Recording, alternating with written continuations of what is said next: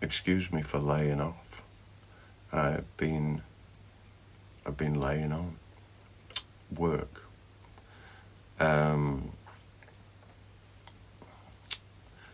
So today, the women in my life, of which there are many, are on the coast, and they're taking part in a festival which involves, I think, between 5,000 and 10,000 people, all dressed in red and reenacting the video of Wuthering Heights by Kate Bush.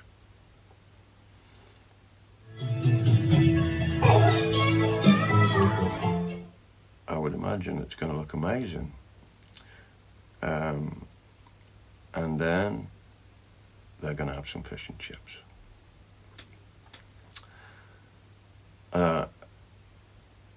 So that I take a moment to tell you about a number of formative experiences that I have had. Well, I thought I'd start with all of the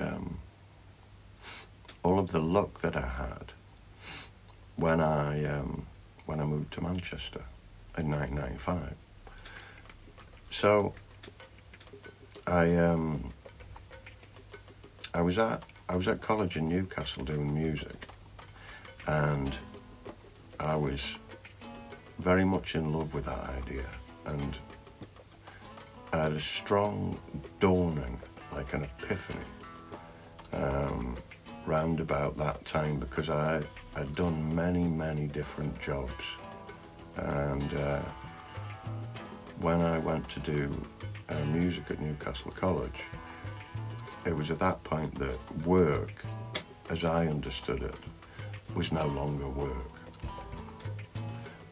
This was, I suppose it was a hobby that could possibly turn into work. I was greatly enamoured by this revelation. But the college I was at in Newcastle, they didn't have validation. They didn't have a degree course, and there was 3 places in the country at the time that did. There was Manchester, Leeds, and London. And a little bit earlier on, I was a big fan of a TV programme that Tony Wilson made from Manchester Granada Studios called So It Goes. And on that programme, he famously put punk music on the television when it was happening, but nobody else did. And that really formed a great deal of my taste in music. And I saw there was a feature that he did about this amazing bloke. I can't believe it. It's this fella called John Cooper Clarke, a poet. So they call him a punk poet. He was a poet. And by day, he would be in the tool shed at Salford Tech, and students would dish out. They'd need tools for their work. He would dish out the tools, and he would sign out the tools. The students would bring them back, he'd sign them back in. And this was his job. And then by night, he would be a poet in the venues and the clubs around Manchester. And when I saw that there was an opportunity to go and study music in Manchester at the place where John Cooper Clarke had worked, I jumped at the chance. And what I had to do was, I had to do an audition, and I had to write an essay. I went down to Salford from Northumberland on a Friday, and the college course was going to start the following Monday. And so I'd done my essay, and I'd posted it down, and my essay was about the lyrics, the songwriting, the character, the voice, the storytelling, and the performance, and the whole thing about how enamoured I was with the singer Tom Waits. And to this day, I'm pretty sure nobody read that, but because they didn't mention it. But I put a lot of work into it, and my audition was I took my guitar and I sang a song of mine, and then I played some slide guitar as another piece of music with no singing, and I talked to the lecturers, about things.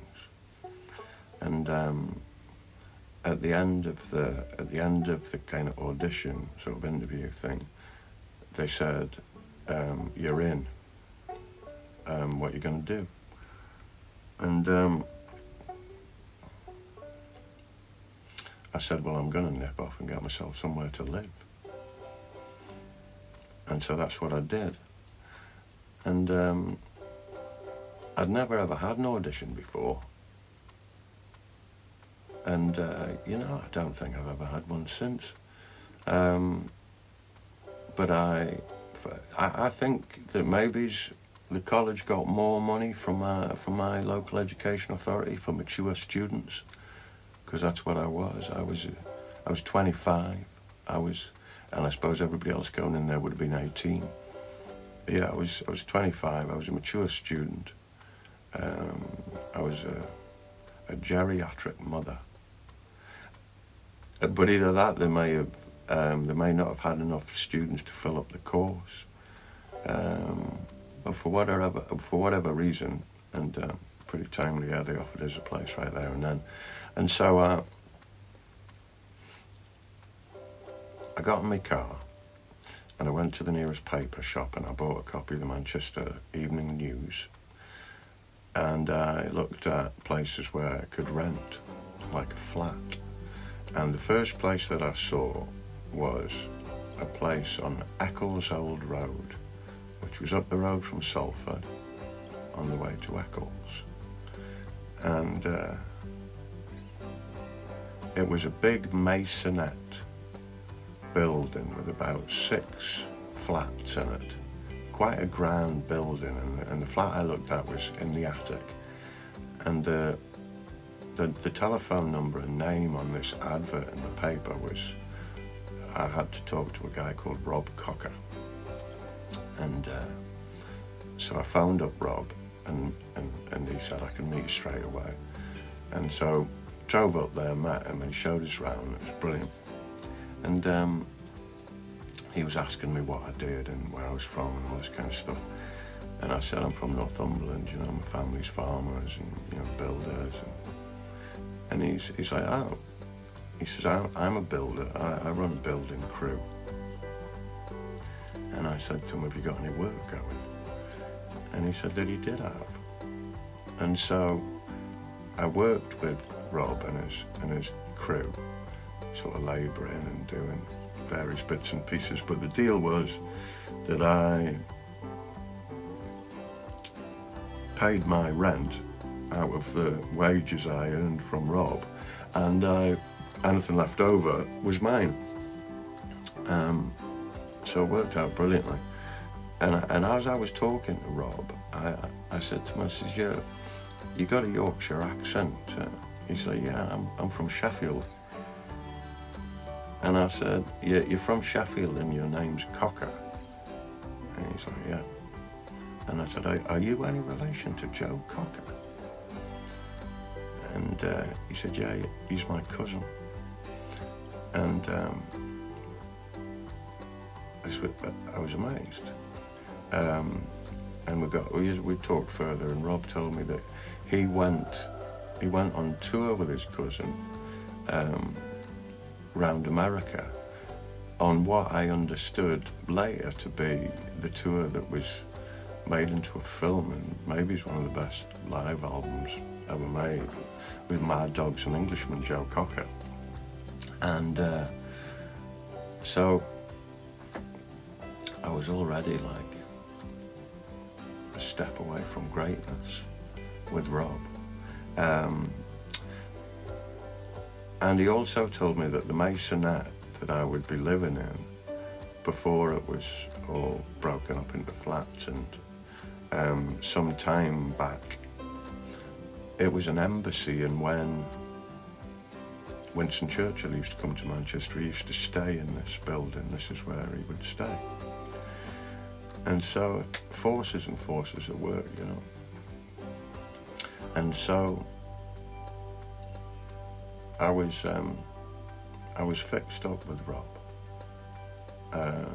And on the Monday, I had one lesson, and it was a guitar lesson with a chap called Mike Walker, who's a really well-known guitar player around Manchester, around the scene, but I would imagine in wider climes. He was, and probably still is, an amazing guitar player, and what he showed me was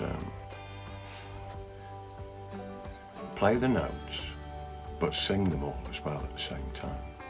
He says if you can do that, it's great for improvisation, and the melodies that you play, the notes that you play, if you can sing them and it feels natural to you, you're onto something, because if you can play a melody that other people can sing is memorable.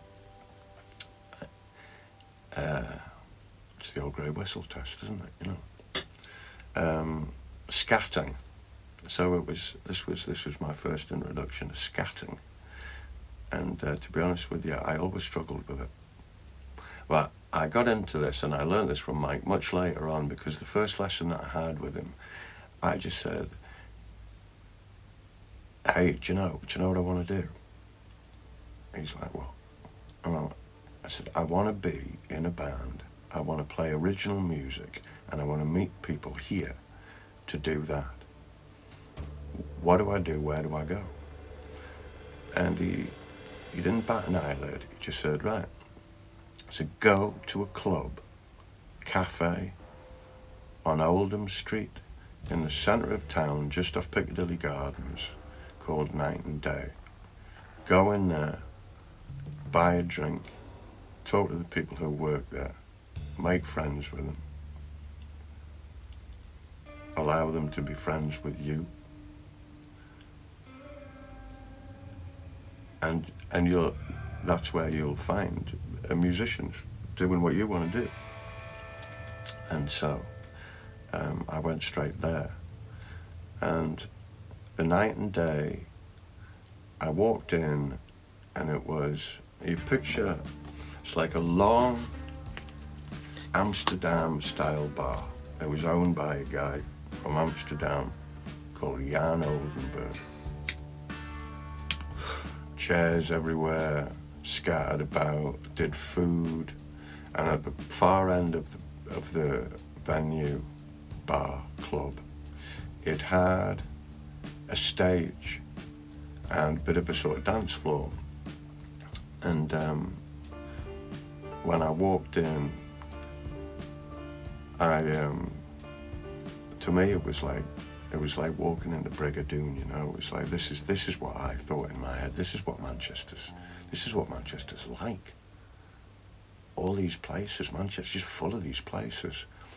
And I was amazed, and I sat down on a bar stool, and I introduced myself to a girl sat next to me called Grace.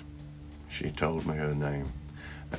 She was well named, and she asked me about what I was doing, where I was from, and what have you. And we got talking. And I said to her, "Do you want a drink?" And she says, "Yeah, I do. Do you want one?" And I said, "Yeah, I do." She said, "What do you want?" I said, "Have you got any Newcastle Brown Ale?" "Of course."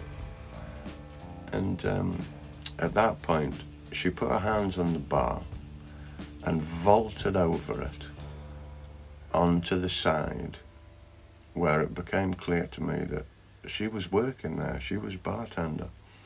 And she gave me a bottle of brown ale. And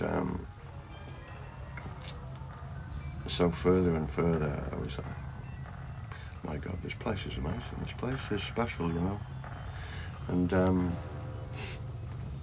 so over the course of the days and weeks, I would be in Night and Day all the time, and I got to meet very early on a fella called John Bramwell, and John had just been appointed concert promoter at the Night and Day, and it was his job to get new bands and all their mates to play at the club and get all their mates to come down and watch them. And so it was 1995, and literally because of Oasis's success, there were hundreds of bands popped up in Manchester, many of them doing their version of Oasis songs, and many harping back to a time before that, but with their essence, what they're doing, had so much attitude and originality of attitude, and basically there was an abundance of bands. And I talked to Johnny about how there was a lot of bands at college that I was going to, and they were all doing performances in the canteen and things, and that it wasn't very realistic at all, because you was playing to your fellow students, and what I wanted to do, and I talked to John about this, I was like, I wanted the bands at college to come and play at the Night and Day, so they would play to a proper audience, basically, and there would be critique, you know. There was a thing at college, it was like, you know, you're going to do a performance, pretend it's a real gig. And I'm well, when you pretend it's a real gig, when you go to a place where you do a real gig. And so my deal with Johnny was that if I brought in the bands from college to play at Night and Day, and all the students, then I could work there as like a co-promoter, like a concert promoter with Johnny, and we became partners, putting bands on. And that's how I met John, and John and I later formed a band, and we played all over the place for like 20 odd years. I Am Clued, but that's where I met him, and it was John and I's job to get new bands into Night and Day. Because before that, they had sort of jazz funk bands on that were brilliant, but it relied on promoting that band and letting people know that they were on, and bringing in people to see them. And so what was happening was that these bands were playing, and they were getting paid a good dollar, but there was like nobody would come and see them, so I kind of turned it round to get people into the cafe, sell some beer, you know. And that was our job. And so because of all the bands that were inspired by Oasis and the like, and bringing their mates in and becoming busier and busier, the cafe started gaining a bit of a reputation, and there was people from the newspaper, be it Evening News, or there was a great magazine called City Life, which was a bit like Time Out, and they came and sort of asked John and I what was going on, and so it started to build up from the jazz funk thing, a bit of reputation for new bands, and then we got sort of touring bands. We got involved with agents, and they had like bands that had their first album out would come and tour, and they would come and play at Night and Day. And so it just stepped it up a bit, and it was going really well. full of enthusiasm and loved what we were doing, and creative. We'd have a lot of fun. But as much as we had a master plan or knew what we were doing, I'm not entirely sure that we did. But we talked to a lot of people, and there was a lot of other venues around, and everybody helped each other, and we found our way, and started to get sort of more established people into play. And so it would basically be 3 bands a night on a 3-band bill, and then after that it would be DJs, and the big nights would be like Friday and Saturday night, closed on Sunday. And as it got busier, all the clubs along Oldham Street in the centre of town, of which there was quite a lot, they would get visited by the police, and just to see everything was okay. But I suppose you could say they were raided by the police, but they were like, the police came to see if it was okay, but I think it was more exciting and exotic to think of it as a raid. There was various dance clubs. Sankey Soap was down the road, the Hacienda was down the road, so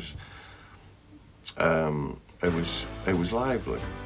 But the night and day, from humble beginnings, we never ever got visited by the police. But we kind of felt that it was coming. I don't particularly think I had anything to worry about. What went on in clubs went on in the night and day, and probably still goes on in every club. So it's at this point that I'd like to doff my hat to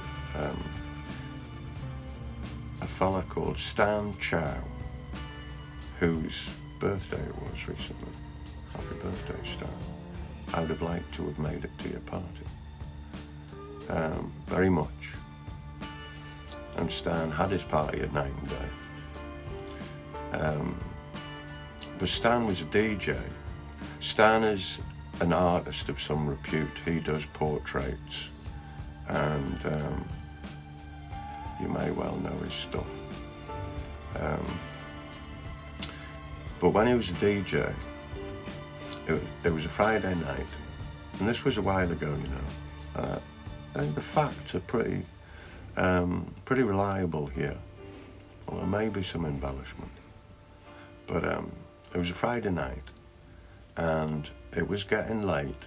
The cafe would be open till 2. It was 1 o'clock, say about 1 o'clock on a Friday night. Stan's DJing, and pretty eclectic mix of music that he's playing. Bit of Memphis soul stew, but a bloody good DJ, and the place is full and busy, and it's he's dancing, and it's at its peak. It's brilliant. And John and I are there, and just keeping an eye on things in a pretty loose manner, And it became pretty obvious that all of a sudden there was about 20 uniformed police officers in the cafe. So they'd requested access from the doorman, and they were not refused. And they came in, and they came all the way down the bar, straight to the front, and they wanted to go down into the cellar, see what was going on in there, and it kind of freaked everybody out a little bit, and everybody sort of stopped dancing and what they were doing, and a few people reached for their pockets, and Stan did something that was just amazing. So from DJing, at the side of the stage, and he was raised up a little bit. I think he might have been stood on a chair, sort of DJing and what have you, probably dancing himself. And so we could see what was going on. And so this influx of coppers obviously put the mockers a wee bit on the mood, and panicked a few people. But very quickly, Stan, from what he was playing, all you heard a needle scratch and a moment of dead silence, and he must have had this ready. He must have known preparation, but it was quick. And so there was a needle scratch, a loud one, dead silence, and then the soundtrack to the Sweeney came on over the PA, very, very loud, and everybody just started laughing their heads off and dancing and carrying on what they were doing. And at this point, John and I had realised it was really down to us to sort of have a word with the police and see, if everything was okay as far as they were concerned.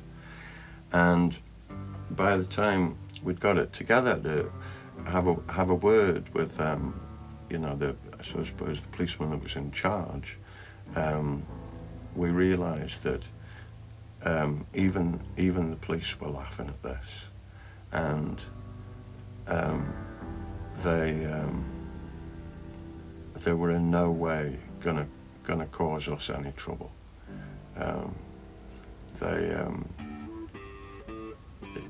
We talked in the cellar. They said, "Hey, it's fine. We can see this. This is good, harmless fun, And they bid us a good evening, and off they went, to a round of applause as they left the building. But yeah, hats off to Stanley. That was one of the funniest things I've ever seen. A real roller coaster of emotion, from 1 minute of panic to massive relief. That's what the night and day was like. There was magic in there. That was a formative way of dealing with things. Very, very good. Happy birthday, Stanley.